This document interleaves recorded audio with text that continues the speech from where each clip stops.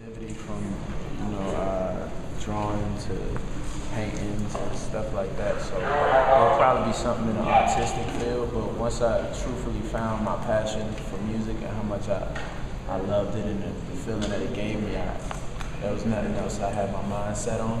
So if I didn't make it, I'd probably make it. Well, before every show I warm up. It's kind of hard because every day I do interviews and things like this. Like from the hours of 4 to 7, I'm doing interviews and meeting people, and then I go on stage an hour and a half after that. So it's a lot of just making sure that I prepare myself mentally, and when I talk, I don't yell and like do too much screaming. And, after my shows, I try to cool down, but I also do like meet and greets after the show too. So it's real hard, but you just have to be very much. I want to learn to play guitar actually, and the truth is, throughout the music business right now, with it being more so about the business than the creativity, the fact that I would have to actually take time off to learn how to do that scares me. Because in this business you have to get it while you got it. So, hopefully there'll come a day and a time where I can focus that much on learning an instrument. Well, I couldn't have told you what I was going to be doing 10 years ago today, truthfully.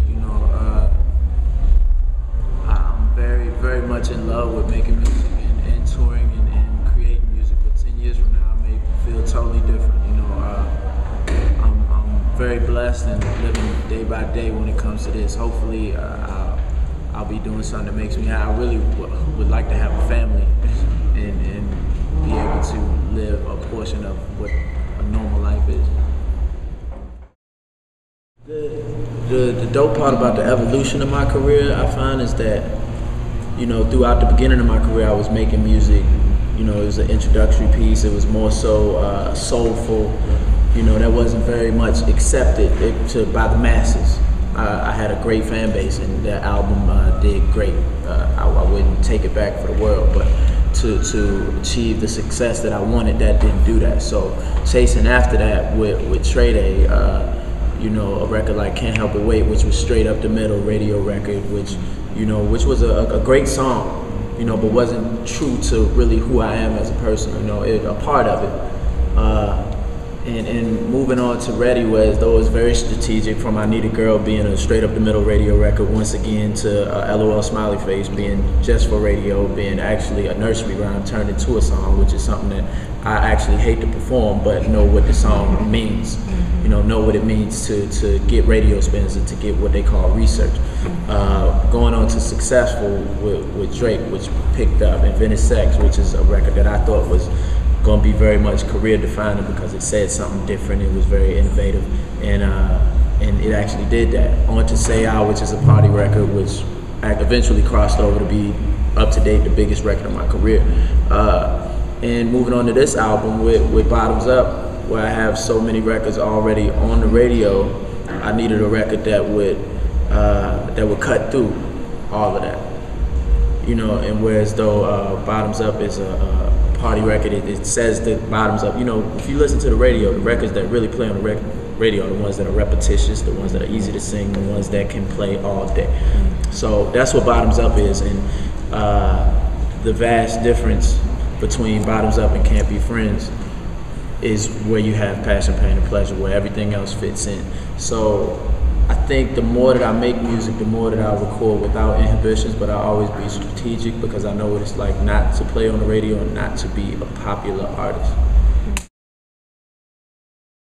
Actually, before I even got a record deal, I had a radio playing at home in Virginia, a song playing at home in Virginia. So I remember that feeling, like when singing was all a dream, and when everything is based around where you're from and the people and the world outside is just, not even really in your radar. So I remember that feeling being the greatest feeling in the world. And moving on to the last album, where I had 5 songs on the radio, was a crazy feeling where every time I got into a car, literally I would hear two songs of mine, and I could be in the car for 10 to 15 minutes and I would always hear two of my songs. That was one of the greatest feelings ever. My most significant accomplishment as an artist, I think, would be getting the Best Male R&B Award this year, being that BET is such a staple in our community, and if it wasn't for that platform, I wouldn't have the chance to even be the artist that I am. So I look at that as a major achievement. And as a man, I take care of my whole family, like my mother, my brother. If anybody should ever need something, I can supply that if need be, and that's an amazing feeling.